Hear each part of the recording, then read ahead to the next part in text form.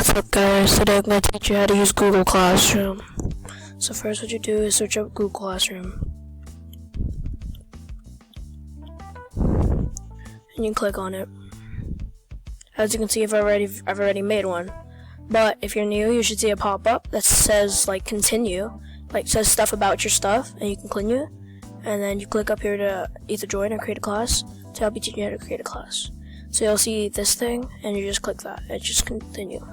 The class name will be GGHTYFG, capital H.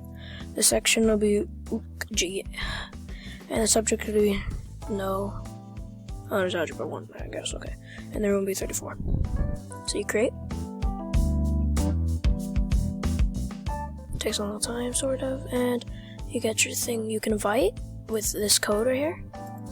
And then you can select your theme. I'll select graduation theme because you're graduating. And then here's the stuff. You can get your class code. You can add classwork in people's grades. You can adjust the settings and stuff. And I hope you enjoyed this next video. Sorry that's short. Please like and subscribe. Bye.